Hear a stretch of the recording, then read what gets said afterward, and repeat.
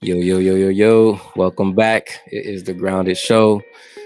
So we missing Joe today. He has some family things to tend to. So Hey man, happy shout out birthday to to Mama Joe. Real Facts. talk. Facts. But yo, like we said, man, we got a guest today. We do have our dog January Miller.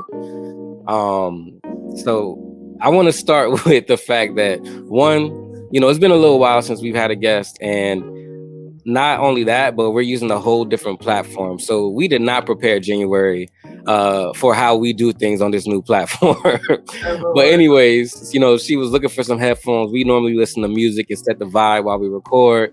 And, she's like, dang, I got some headphones, but I don't have a jack on my computer because I built my own computer. So tell us a little bit about that, because even though you didn't have your headphone jack, we're gonna let it slide. It's all good. You still built your own computer.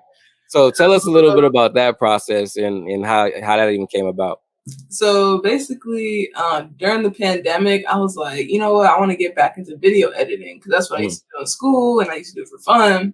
So I looked up on Reddit how to make a video editing computer that could withstand, because I used to have a laptop, but it just wasn't strong enough.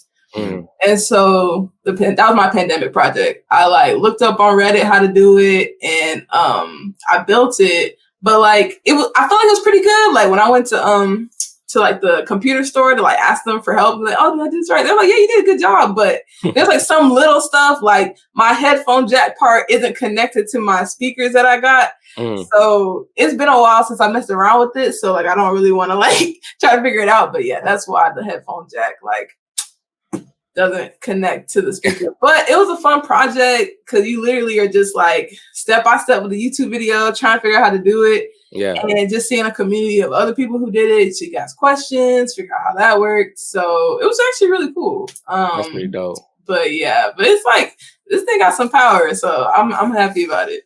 That's dope. Les, I know you real good with the tech stuff. Have you ever built a computer or gotten that deep into it? I never built a computer just because for the music stuff, there wasn't really anything that I couldn't get out of, say, the MacBook, the M1 I mean, it's not a MacBook. It's actually the Mac Mini, and it's the M1 chip version. And this thing, I don't need anything else in it. You know what I mean? With the music, it's kind of different, but definitely for the editing, I did get a Lenovo gaming computer, and then I made some tweaks to it for video editing because, as you know, them 4K files, they're so big. Huge. And it's so hard to compute with the fact that you have a 2 gig file or something and you got multiple files with that size. It's crazy. Yeah. It makes a difference. I originally did it because I thought it'd be a cheaper option, but then I got caught up with all the fancy gadgets and stuff you could do with it. I'm like, oh, I'll just get this, and it adds up. Yeah. But it's pretty cool. Yeah. Yeah, when you break it down, really, it's and you're in the process of it, it's if I'm gonna do it, I'm gonna do it right. You know what I mean? It's sometimes you come across maybe you would have spent $100 on that thing, but it's if you spend 150, it'll last you a couple years longer and it'll still be current. You know what I mean? Once you're making all them decisions, that's when you're down a rabbit hole. Exactly. Dope. So a little bit about January, man. It's crazy because we met each other on very circumstantial kind of situation. And when we met, we were working together, and then basically I was with my ex-girlfriend, and we just had a situation where we was like, yo, moving to Atlanta is probably gonna be the best thing for us. So the stuff that me and January was actually working on actually fell apart.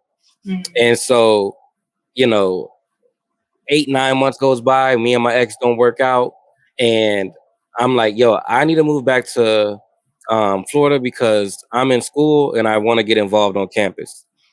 And January is actually in the process of trying to move to Georgia because she just finished school, which we're going to tap into a little bit more later about your experience as a NCAA basketball player at Florida with the Gators. But, so you're in the transition of actually trying to move to Atlanta at the same time.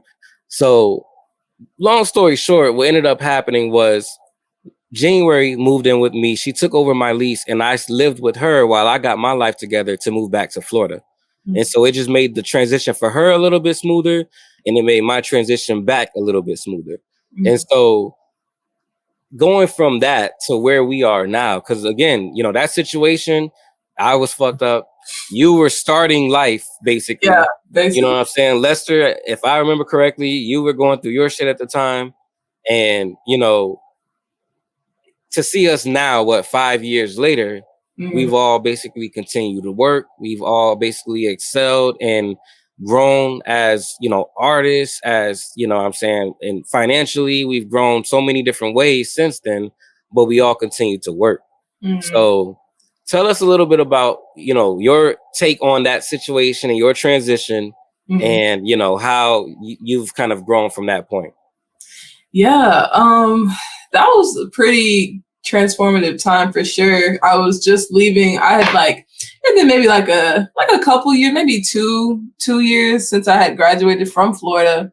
As a student athlete, it was just really difficult because I didn't really know where I wanted to go, but all I knew was I really wanted to get into film. I was like, man, that's what I want to do. I love Shonda Rhimes. She's everything. I want to be like her one day. I didn't know how I was gonna get there. I didn't know what I was gonna do, but I was like, I gotta get to Atlanta. It's close to things, close to home, blah, blah, blah. So then when I think Quincy, you were down in Orlando for some reason, I think you were visiting or something, and I saw you and you were telling me how you're trying to move back down there. I was like, well, I'm trying to move out. What's going on? So that's how it ended up, I ended up taking over his space essentially. And then it worked out because we ended up being roommates for a little bit. We got to save some money at the time. And also Quincy's top 2 roommates I've ever had. Really great roommate. So we were roommates for maybe a couple months, and then as soon as he left, that's when I got my first opportunity to work on a set. So it was just really cool how the timing was, but it just came with a lot of hard work, a lot of emailing different people that I was like, okay, I don't even know if this email's gonna get to them, but can I work on your set? But also just having the faith of okay, if I keep putting out these feelers, something's gonna happen. So it was just a really cool experience because it was just I was away from home, I was used to being with my family and having them to lean on. And I still had them to lean on essentially, but it was no, you're coming into your own, you're figuring it out and you're learning along the way.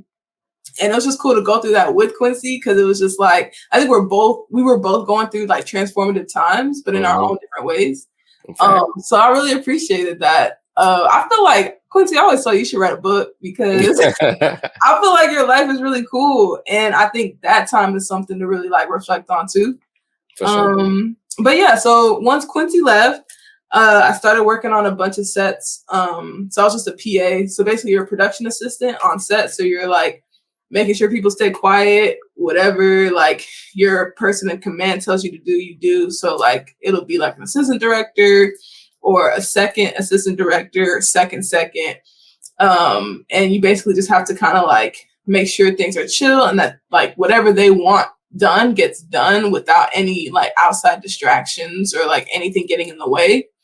So I did that, but I was I don't really like the vibes. I like my sleep. We work too many hours. I was this is long. So I ended up working as an office PA. And it was kind of the same concept, but you're in the office with the different people. So different executives will be there, parts of production. You're basically just kind of an assistant. Again, you're getting people their lunch, you trying to see how you clean up the office, whatever. But that also got me to springboard into accounting.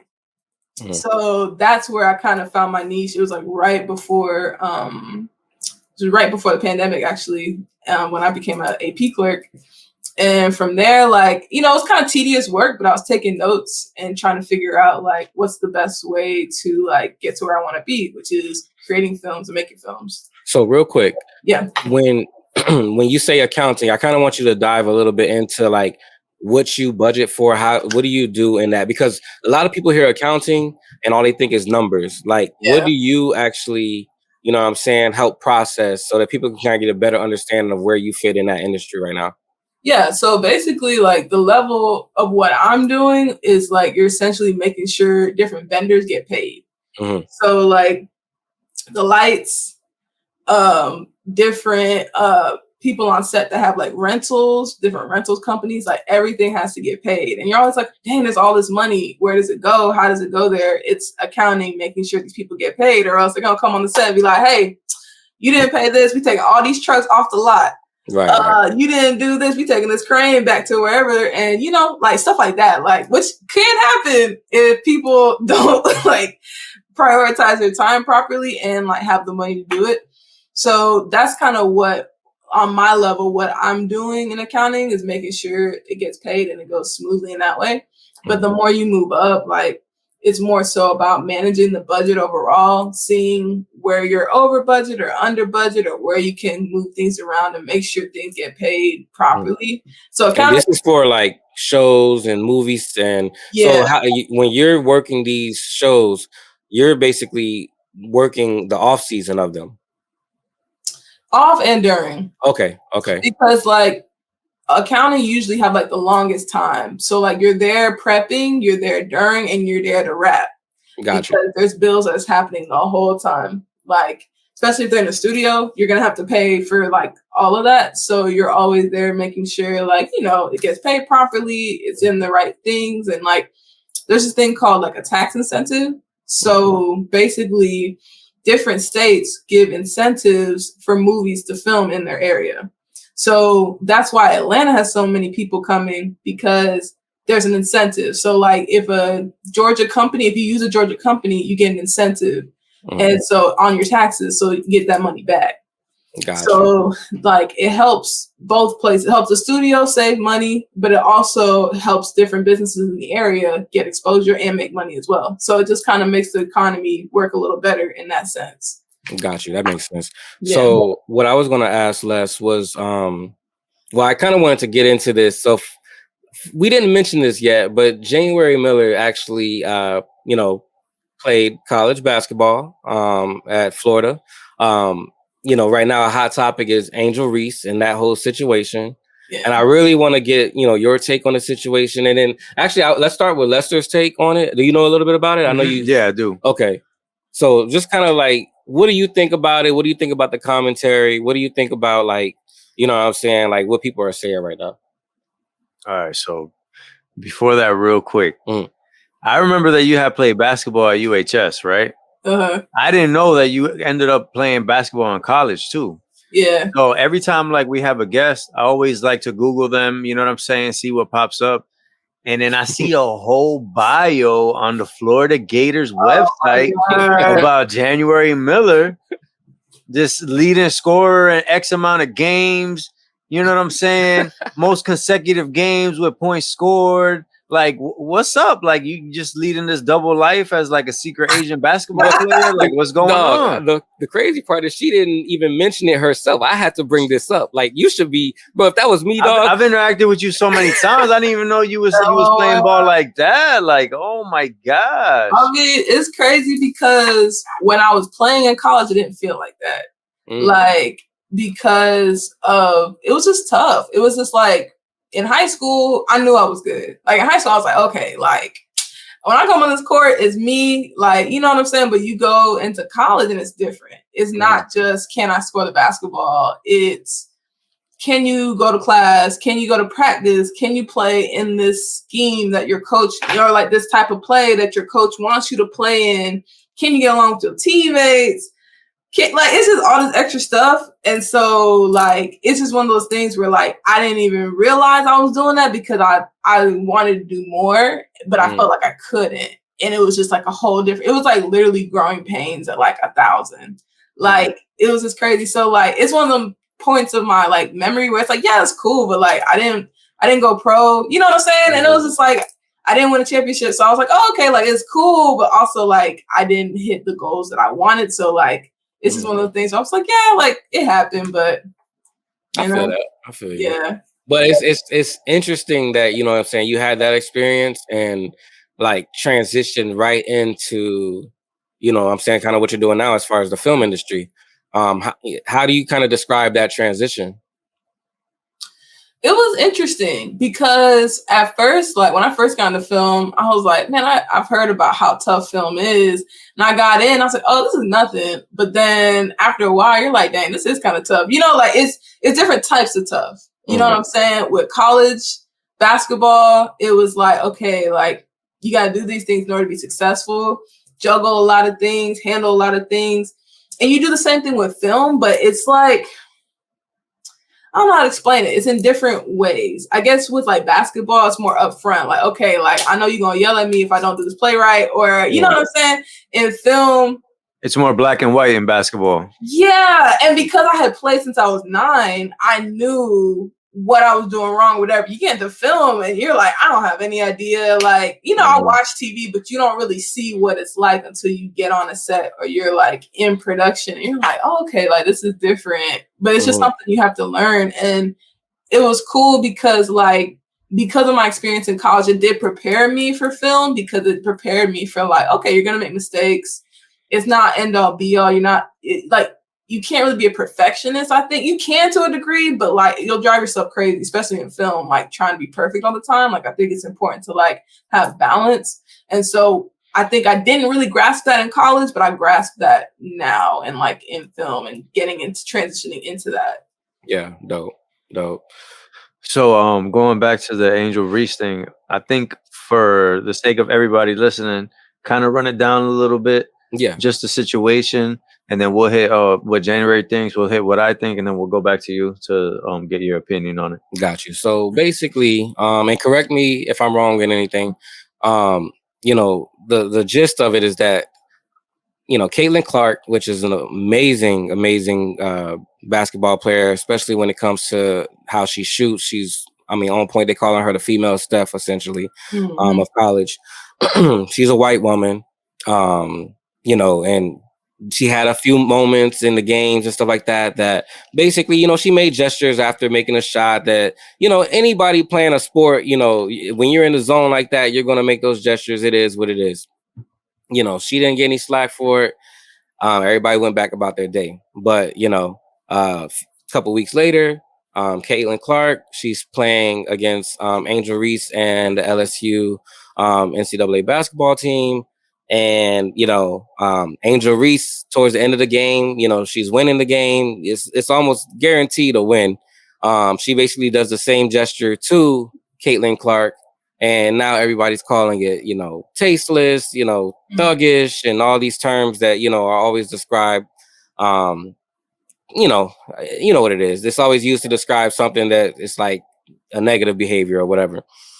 So that's basically the situation. You know, everybody's having their opinion on it. Some people are leaning towards, you know, it is what it is. Like it's part of the game. Other people are leaning towards she's, you know, doing too much.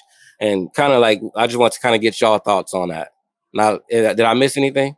I mean, I think it sums it up pretty much. Okay. I know from my perspective, so like I hadn't really watched Caitlin Clark. Like I heard about her last year, but I was like, oh, okay. And then like I watched her this year, and I was like, dang, like she's really good. Like yeah, the speed at how she releases her shot is insane. Like I know it sounds bad, but she shoots like a dude. Like I know like it sounds bad, but it's just like I've never seen something so quick like that. You know, and that's why I can see why she's compared to Steph.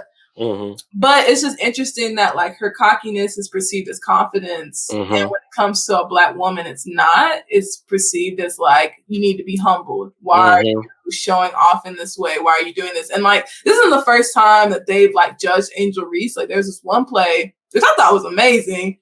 Her shoe came off, and she was holding her shoe, but then somebody else was coming down the lane while she was on defense. She blocked this person, like beautiful block.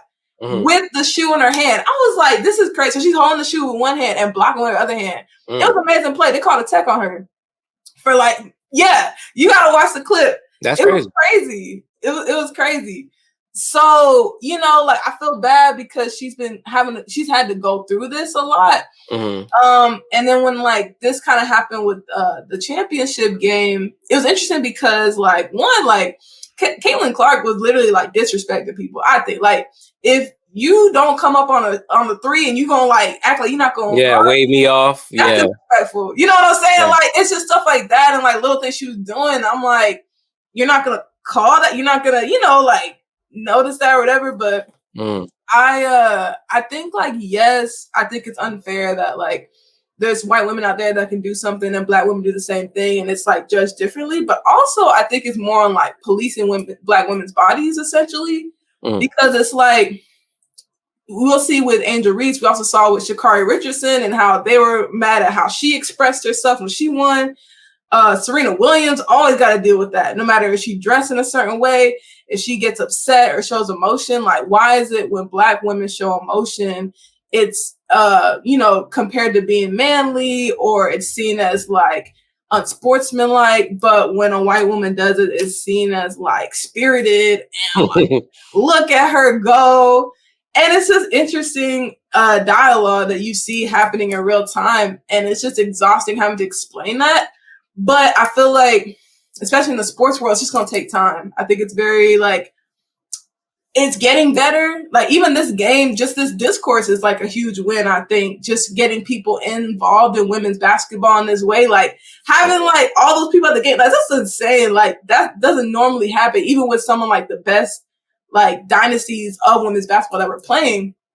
But, I think like it's still progress showing that people are talking about it. There's conversation, but also it's like, okay, we need to step up and protect black women because I was looking at some stats and like there's like 30% of the women's basketball players are black, but like 50% of them are white. But it's like you see mostly black women playing. So it's like, okay, you're going to have me out here, right? I'm bringing people in, but you're going to control me and how I do things while I'm still like making money for you. Like, I don't know. It's just, it's interesting. So like all these things are swimming in my head when I think about that, but I still think it's like a good thing that we're talking about it and that this is like bringing awareness to it. And I'm just proud of Angel Reese for having the guts to like stick by it and like not be phased at such a young age. Like, I know she's redshirted, but she's a sophomore. I'm like, okay, like I said that. I was thinking that she's like 20 years old. You know what I mean? Like, but there's a lot of pressure to put on somebody that I don't think they put on people who aren't black. You know what I'm saying? And so I hate that she has to be that martyr in a sense, but I'm proud of her for doing it, and I'm excited to see what next year's gonna look like because they're both coming back. So it's gonna be interesting. Yeah, that's dope. Yeah, to kind of go off of what you said, I kind of looked at it like exactly what you said as far as Caitlin Clark was being real disrespectful leading up to that game.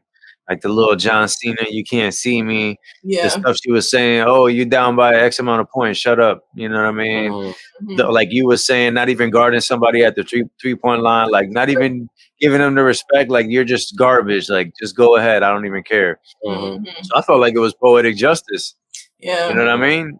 She ended up losing in that championship round, and they gave her the same medicine she was giving everybody leading up to there. It's like basically letting you know, like, hey, you was disrespecting everybody on your way here, but we stopping you, and it ends right here. Like, I don't even understand how you can try and twist that into something else when it's just a great sports story. You know what I mean? And it's kind of like you were saying, where it's becoming a topic now, so it's given the whole thing like a infamy, and it'll stick more than if it just kind of happened and it just went away. Yeah. You know what I mean? So it's putting the light on it, and then once people really look at it and say, okay, I mean, it's visually there. Like you can literally see how Caitlin Clark was leading up to that moment, and you can see how Angel Reese was leading up to that moment. And there's no, like, it's not an opinion thing. You already know like what the vibe was, and it's just that's what you get. You know what I'm saying? Yeah. Yeah. For me, I think, when it comes to the media, I'm always skeptical of how it's being delivered, especially when it comes to a topic like this. I will say that going to your point, I'm happy that people are talking about it, and I'm happy that there's people in places, for example, somebody like Shannon Sharp, that can negate that negative, you know what I'm saying, conversation. He sticks up for it, and I really like that about Shannon Sharp because he's in a position where it's like, I'm doing so well at my job that y'all can't cancel me for sticking up for it. Yeah. You know what I'm saying? I really appreciate that about Shannon Sharp. Um, so for me, I always think about the media. I always thinking about how, and not just with sports, but just with any topic like this, where uh, a black person is being painted in a negative light for doing something that anybody would do. Yeah. Um, so yeah, I mean that's my take on it as far as just like I'm glad we're having the conversation. But I did really want your perspective, just because you being a black woman that's played in the NCAA, I'm sure you have stories of what I'm saying, like Yeah. feeling that, you know what I'm saying, feeling that if I do this, I'm gonna be wrong, but if she does this, she'll be all right, and so I know you got stories like that. Is there anything you can kind of think about, or you ain't gotta say no names and nothing like that, No, but no, it's all good. So my issue is like I was always very like strong. Like I would like drive into the paint really hard, and so that's always been an issue. Even when I was younger, like I used to run people over, like I did. But like as I got older, you learn how to kind of like assess and like move around. But it got to a point in college where like I'm talking about like people who were like 6'3". I would come to the paint and they would fall before I got there. And like they would try to get a charge on me. And like sometimes they would get it just because of me being aggressive, me being strong going the hole. Like, yes, okay, I'm dominant going inside, but it was just like I felt like there was a stigma with that. You know what I'm saying? Like if a white woman was coming in strong, I don't know if they would automatically get called for that charge the way I was when people are literally like in their game plan, hey, like you need to step up and take a charge on this person. So like it would just be things like that. You can't really like after a good play, you can't really like say certain things. You can't really like show too much aggression, because like a tech is waiting. Like it can be really frustrating. And it was funny because I went to my first hockey game this past year in Pittsburgh. I went to see the Penguins play. And when they were just like out there fighting, and I'm like this is nice. You know what I'm saying? Like this must be nice that you can do that and no one thinks anything of your character. They just think you're like aggressive and passionate. Yeah. But they highlight it on Sports Center. Yeah. That's they put the fights in the top 10s. Yeah. And then they just go right back to playing like nothing happened. I'm like, we do that every time everything stopped. We gotta see who's through the first punch, who leaving the lot, like it's just it's not fair. It's more than a double standard. It's discrimination, I feel like. And it's just frustrating. So I've had to deal with it in different stages and like that, like figure out how to maneuver through it. But that's just like, what it is anyway in life. But yeah, those are just some of the small things I can think of off the top of my head. No, that's dope. So what you got, man? I know you was like marinating over there. No, I was just really taking in what y'all was saying. A lot of the stuff that you were saying, January, it really resonated with me. Like just as far as like getting your perspective on it and just hearing that side of it, especially being somebody that literally can specifically speak from being in those situations. Like you've literally been in those shoes, so you actually understand what it was and what it is. And just to kind of put a button on that, it's like people try to pretend like this kind of stuff don't still go on. And, things have gotten better, but it still happens. Like you can pretend like it don't happen, but it happens. And I feel like the people that try to pretend like it doesn't happen, that's where like you have the issues. Cause it's like, you got to at least acknowledge it's there. You can't try to like, walk past something and look around, look everywhere else, but in the direction and think it's going to disappear next time you come around the block. Like it don't work like that. No, I think like people that have privilege have to do something. Like, yes, the people that don't, we can fight and scream and yell as loud as we want, but the people with privilege have to do something. Like if you see something, say something, because it goes a long way. You know what I'm saying? And it's like, it just kind of helps, and I think this, like seeing this thing with Angel Reese and Caitlin Clark happen, it's like, cool. Like Caitlin Clark was saying, no, like Angel Reese is cool. Like that was cool that she did that. Like nothing wrong with it. And like, not that we need that validation, but it's just nice to have somebody with the privilege in this situation to be like, hey, like, you know what? No, that's just how it's supposed to be. And it matters. You know what I'm saying? It goes a long way. We just got to keep further talking about it and be honest about it. And I feel like just like acknowledge where accountability accountability can be had on your part. I think that's important too for people that have that privilege, instead of just like you said, Lester, just walking by acting like it's not there because they get to benefit. You know what I mean? Facts. Facts. That's real, man. I know you're going to be actually moving away from Atlanta pretty soon, or is that still a definite, or is that like a? I don't know. We'll see. Because I mean, it's kind of one of the things like I travel for work, so I'm still waiting to see if I'm going or not. But hopefully coming up next month, I will be. Okay. All right. You got anything new you're working on? I know you're gonna be. Don't you have to do like season 2 of that show you were working on last year? Yeah. So I may be going back on this on a show again it might be for like the next 8 months, but we'll see. That's still in the works, so I don't know if it's gonna happen yet. But on like my creative personal side, I have a digital art and music festival that I do called Femmes at Large, which basically focuses on the idea of femininity in BIPOC communities, so Black, Indigenous, people of color, just like highlighting that in all types of bodies. And then I'm also working on a web series coming up, so I'm excited about that. But yeah, that's what's coming up. That's dope, man. Sure, you got anything else? I was gonna have her, drop the contact info, but you got anything? No, we've been in talks about working on something as well. Mm-hmm. You know what I mean? We've been making a lot of headway on that on our end, so I'm super excited about that, man. Another guy that we all have a connection to is Freddie. You actually know Freddie, just from playing ball at the high school we went to and everything, just from that community. Freddie was involved too. Freddie was also a hooper. So, it's gonna be dope kind of getting together with all the people that have kind of like withstood the storm from like these like past like 5-6 years, like that we've all been kind of going through this growth process. It's kind of dope just like seeing the people that have made it through on the other side, and just kind of even knowing in those moments that those were the people that were going to stick around anyway. You know what I mean? Because like, just to kind of give a little backstory how me and you met, when we went to Atlanta the first time, me and Quincy went out there for some music stuff. He's told me right away, like, oh, we're gonna be good. Staying with January. She's one of my homies. She's super cool. Trust me, we're gonna be good.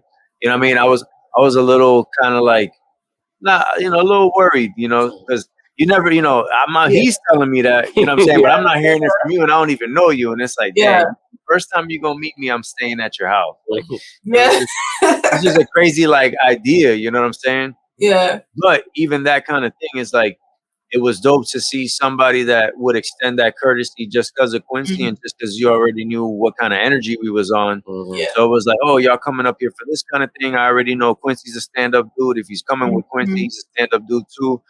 So it just ended up working out. And even just, being a stand-up, people kind of like put us in that situation to kind of,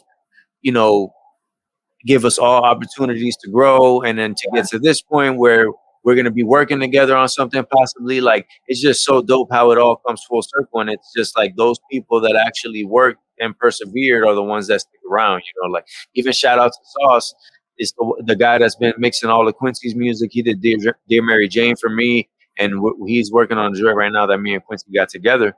But Sauce was one of those people we met at one of those times that we stayed at your house too. You know what I mean? We met him kind of like on some random stuff. We weren't even supposed to meet him. We were actually going out there to work with somebody else. I think we told the story on the podcast, but he ended up being just a solid dude, and we ended up just staying connected with him after. You know what I mean? It's also be a dope one to get on here too, man. He definitely has a lot of dope stories, and it's kind of in like the same vein as you, January, where like he's just a hardworking dude that's gonna make it happen, and then as time goes on, he's always elevating. Yeah, no, absolutely. That's crazy. It feels like so long ago when that happened. But I think like honestly, like I believe in like good energy coming back to me, so like I don't mind like lending and extending a hand, because it's like, like I know, especially for me, if I needed, Quincy would help me out. You know what I'm saying? Like, so yeah, like, and you were super dope. Like, one thing about Lester, like Lester is so cool and like super polite, super awesome. I think that was really stand up that I like realized about you when you first came to stand. I was like, man, like he's so cool. But I knew because Quincy's cool, so I was like, all right, oh. So yeah, like I feel like when you're good to people, that energy comes back to you in some form or fashion. And like I think that's why creatively things just happen. Like I believe that you meet certain people for a reason, even if it's bad, because it's like I've always learned something. And like not to be cliche, like I don't have regrets in that way. I might maybe do things differently, but I still learned from that thing. And yeah, like I think we're all meant to meet people because like everybody I've met, I usually work with them or have something that interacts with them in some way later down the line. So I think it was meant to be. Yeah, facts. And that's a big key right there too. Like even learning from the negatives, because that's like really, really important because you can't let that negative experience go to waste. You know what I mean? If it just happens and you make the same mistake after, it's like, dang, now you better waste your time twice. You know, and that's making that same any mistake. If you got to make it twice, you already messed up to the max. You know what I mean?